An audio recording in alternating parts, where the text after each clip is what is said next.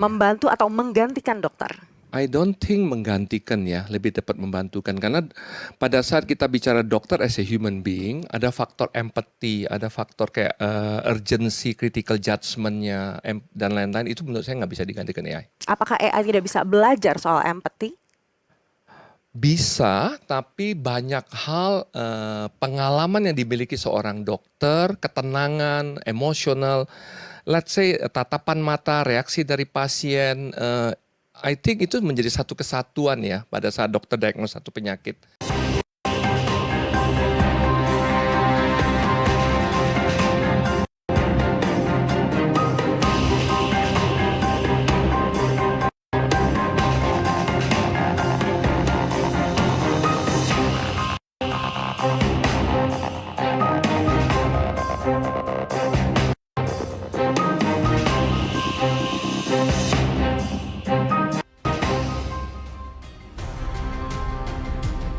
AI dan inovasi pacu efisiensi buka pasar tanpa batas. Namun di balik kecanggihan, harus kita akui, ada paradoks yang kian jelas. Tak hanya membuat bisnis melesat, tapi juga mendobrak kebiasaan lama. Tak hanya menciptakan kemandirian, tapi juga ketergantungan. Lalu sudahkah AI membuat bisnis di Indonesia naik kelas? Saya Maria Aneke, Anda menyaksikan Merah Putih Paradoks.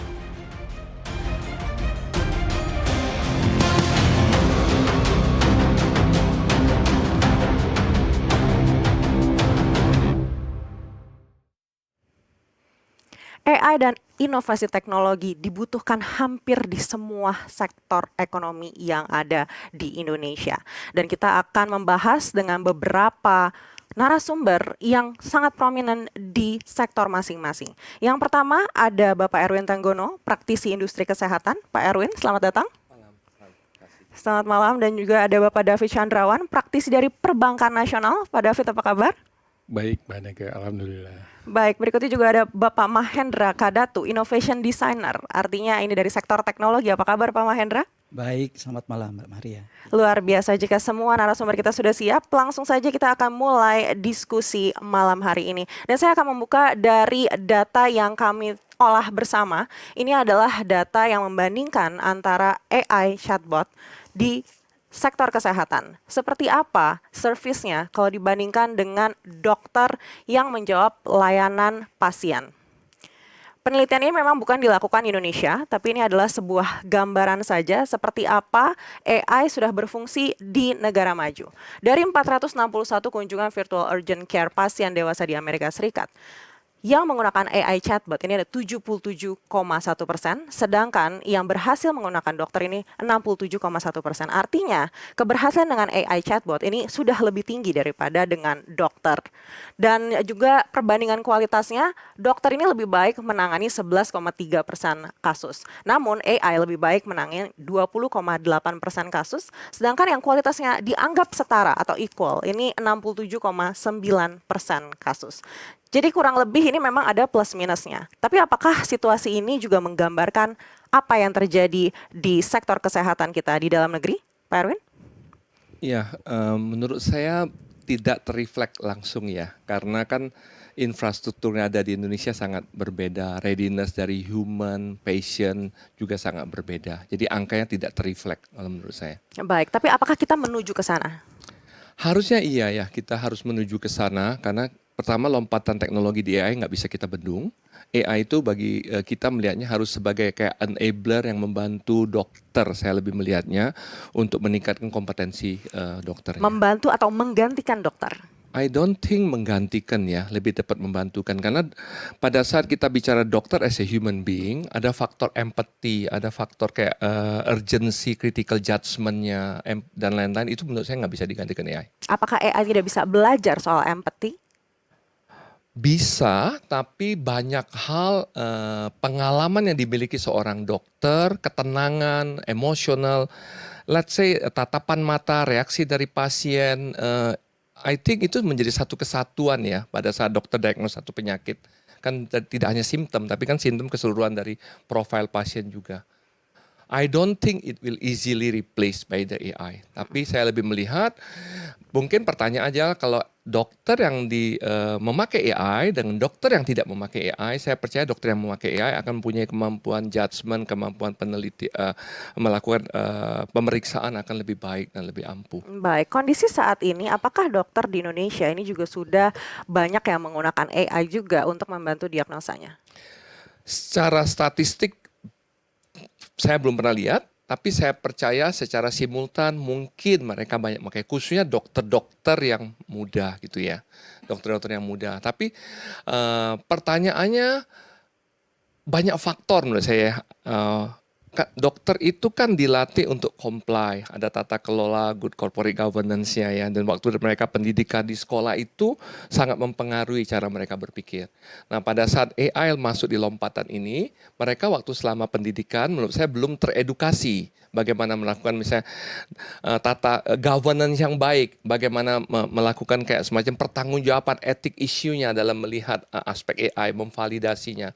Jadi pada saat mereka pakai faktor-faktor itu menurut saya belum ada tata kelolanya kalau di Indonesia. Baik, saat ini kan kalau kita lihat sudah semakin banyak juga aplikasi medical yang ada di Indonesia Yes. begitu. Lalu bagaimana implementasi AI di dalam aplikasi-aplikasi tersebut saat ini menurut Bapak? Ya pada saat kita bicara aplikasi kan sangat banyak ya. Let's say kita bilang telemedicine gitu ya. Telemedicine menurut saya tanpa telemedicine pun kayak kita sekarang tahu banyak di chatbot, pasien cenderung akan bertanya dulu kepada chatbot. Kalau saya sakit ini seperti apa. Bahkan beberapa pasien mungkin mengupload data labnya ke chatbot untuk bertanya gitu ya. Nah sehingga pada saat implementasinya secara holistik menurut saya banyak yang belum melakukan. Banyak perusahaan Indonesia belum melakukan atau perusahaan-perusahaan. Tapi mereka mencoba partially untuk melakukan implementasi itu. Baik, apakah sudah bisa dikatakan saat ini pasien-pasien di Indonesia juga sudah ketergantungan dengan AI? In certain circumstance menurut saya iya. Khususnya mereka yang di ibu kota yang well educated gitu ya. Mereka sudah tahu di area itu. Tapi lebih banyak simple use kayak Q&A, memvalidasi beberapa instead of critical problem solving untuk memperkaya mereka punya perspektif. Itu pandangan saya belum pada di level itu. Lebih banyak hit and run kayak simple user aja dalam Baik, daily saya life. beralih ke Pak Mahendra. Kalau Bapak sendiri dari pengamatan Bapak untuk sektor kesehatan lagi, seperti apa implementasi AI yang sudah ada saat ini? Apakah ini sudah maksimal? Seperti apa kalau 5 tahun lagi kita tunggu nanti? Baik, memang pemakaian AI di industri kesehatan itu di Indonesia belum terlalu advance ya. Bahkan saya lihat masih hanya memakai untuk tanya jawab, bahkan seorang medical experts juga. Tapi saya pernah saya sampaikan juga beberapa kali saya diundang di NVIDIA di Santa Clara. Mereka punya program yang namanya Global AI for Health. Nah, AI yang dipakai di sana memang unik. Itu untuk mendampingi para spesialis, khususnya radiolog atau radiologis.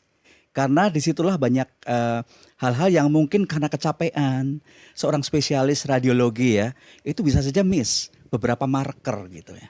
Nah, disitulah AI sangat bermanfaat untuk cek. Tapi kalau untuk yang halal umum, betul tadi, tampaknya orang lebih butuh bukan soal specific knowledge ya, pasien itu lebih butuh sentuhan tangan dokter ya. Jadi belum sampai ke AI-nya bahwa digitalisasi sudah. Tapi AI-nya tampaknya belum, tapi di urban area pasti sudah. Baik, tapi Iya. artinya kalau memang dalam pertemuan Bapak ini sudah melihat ada teknologi tersebut, kita mungkin akan menuju ke sana. Cepat atau lambat untuk bidang-bidang kesehatan yang spesialis harus ke sana.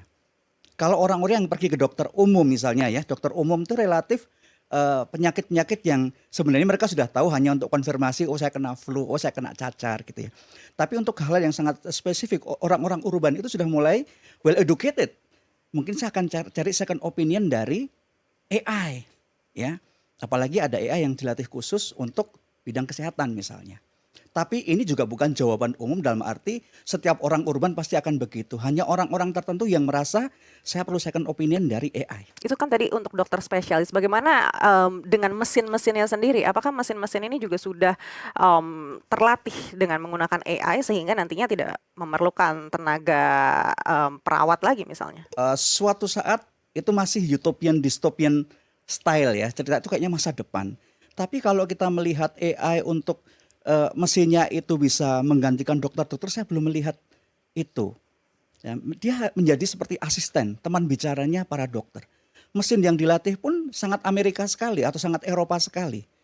Penyakit-penyakit yang non tropikal masih terbatas untuk penyakit malaria misalnya ya, atau penyakit-penyakit yang terdampak bagi orang-orang di equatorial area. Seperti apa kondisi kita saat ini dibandingkan dengan di negara-negara maju? Apakah kita tertinggal? Iya, saya sampaikan tampaknya kita memang tertinggal. Sejauh apa kita tertinggal? Wah, kalau ini sangat subjektif ya. Kita mungkin tertinggal dibandingkan dengan negara Asia yang lain saja ya, kita mungkin tertinggal 5-10 tahun. Ya, kita masih tahap mengadopsi yang tersedia, bukan mencari yang belum tersedia untuk kita adopsi. Apa yang membuat kita tertinggal? Mungkin biaya ya, mungkin biaya Investasi artinya. iya betul ya. Nggak murah juga ya mengadopsi, mungkin Pak Erwin bisa.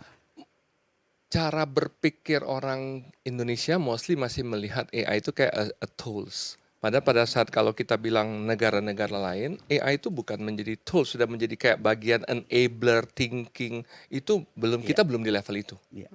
Kita masih Artinya kayak dari segi investor untuk bisa investasi di bidang AI ini belum terlihat seksi, I terutama di sektor kesehatan. Nah, pada saat kita bilang investasi, investor seksi tidak seksi di bidang AI, mungkin kalau melihat artificial intelligence kita bisa lihat di West gitu ya, seksi, a lot of investor investasi itu. Tapi kalau kita berbicara dalam konteks Indonesia banyak faktor tentunya, faktor regulasi, tata kelola, let's say governance, mengenai data governance, mengenai investment policy dan lain-lain kan menjadi satu kesatuan ya. Jadi sangat sulit melihat, let's say if Indonesia ada satu perusahaan yang mau go through lewat AI dengan baik, apakah akan langsung ada attractiveness dari investor? Banyak faktor menurut saya. Baik, dari perbankan seperti apa melihat investasi AI di sektor kesehatan di Indonesia? Kalau dari perbankan kita melihat ya, AI ini membantu dalam percepatan proses. Kalau dalam industri perbankan sendiri ya, terlepas dari industri kesehatan, bisnis perbankan sekarang sudah mulai mengarah ke digitalisasi dan salah satunya adalah penggunaan AI supaya lebih cepat, lebih murah, lebih nyaman gitu kan. Nah, cuma di perbankan ini, apalagi perbankan yang konvensional gitu, biasanya pendekatannya dilakukan dengan hybrid banking di mana human touch juga ada tadi seperti Pak Erwin bilang. Artinya ya. seperti apa appetite dari perbankan apabila ada investor-investor nih atau mungkin startup yang mengajukan kredit untuk AI di sektor kesehatan. Apakah Betul. bank ini akan tertarik atau waduh belum dulu ini masih terlalu risky? Tadi salah satu fungsinya AI di perbankan itu mempercepat proses. Salah satunya adalah dalam analisa kredit. Jadi ada identifikasi awal dari penggunaan AI menggunakan data-data dokumen dari nasabah masukkan ke dalam satu aplikasi, sudah bisa diprediksi. Contoh melihatnya dari mutasi rekening.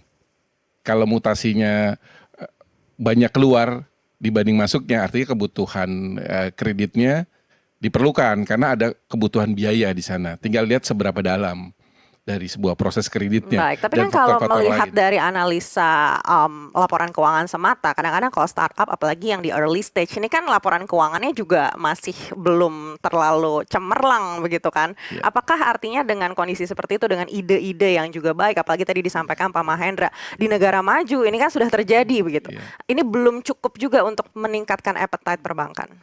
Perbankan tadi itu hanya indikasi awal. Kalau untuk kredit itu tadi ada faktor 5C-nya ya. Itu hanya satu part dari kolateral, kapital, capacity segala macam gitu ya.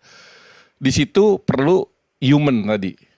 Human, inovasi di human yang tadi lebih ke arah bagaimana human itu melihat tadi bisnisnya UMKM gitu atau inovasi baru dari bisnis kesehatan. Kita lihat dari angle perspektif yang berbeda. Dari situ baru kita bisa menimbang dan memutuskan. Ini support. Tapi kebanyakan saat ini ya, perbankan juga melihat bisnis kesehatan sedang ongoing gitu loh, sedang bagus nih. Jadi bisnis yang memang bisa disupport. Beberapa perbankan besar malah menjaga ekosistem kesehatan, misal rumah sakitnya lah, asuransinya dan lain-lain itu dalam satu ekosistemnya mereka. Mereka pengen tahu siapa suppliernya, buyernya dan segala macam serta kebutuhannya. Nah, fungsi AI adalah memastikan ekosistem itu teranalisa dengan cepat. Artinya kembali lagi ke personalnya seperti apa nih yang meminjam, seperti itu.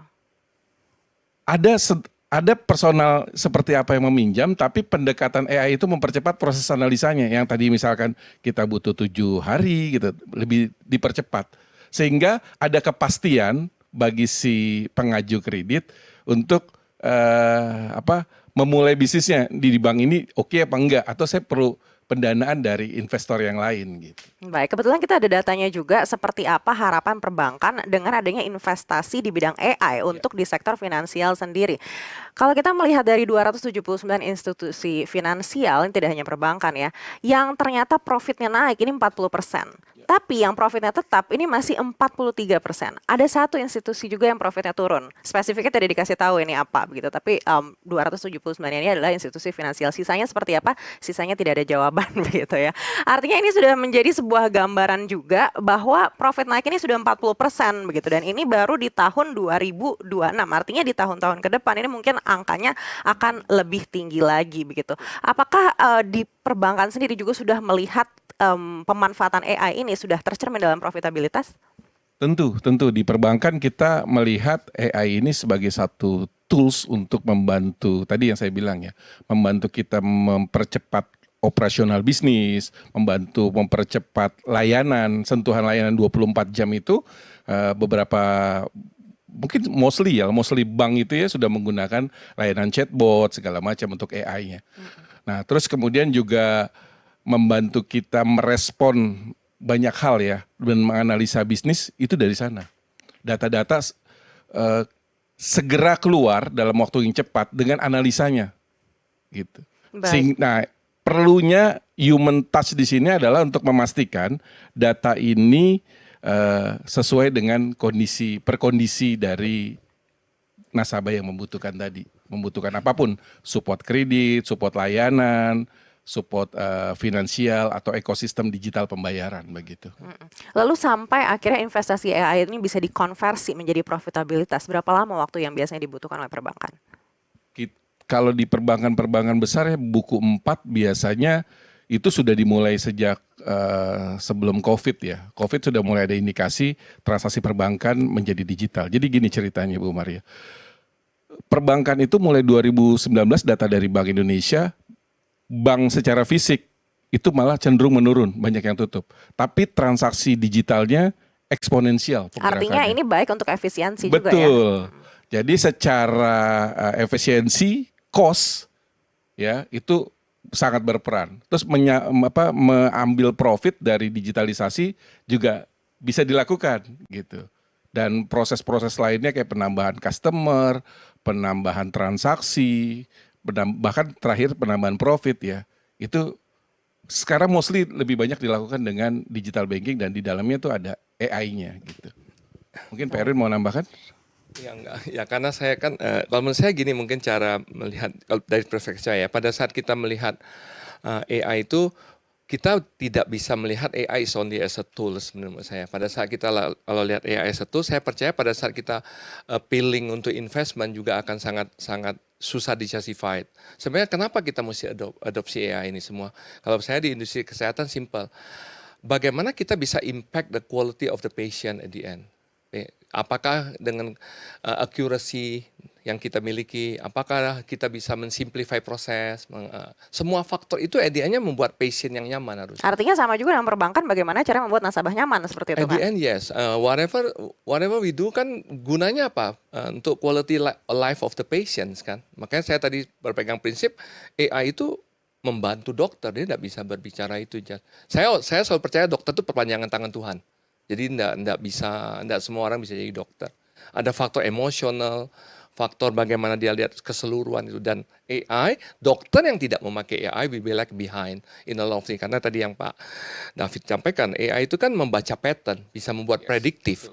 Tapi pada saat situasi tertentu dengan keterbatasan kita melihat Windows di pasien, I believe human sensor tetap pengalaman itu justification-nya akan tetap lebih akurat. Baik, lalu seperti apa sebenarnya ekspektasi perbankan terhadap ROI investment di AI? Kita akan bahas usai jeda, tetaplah bersama kami di Merah Putih.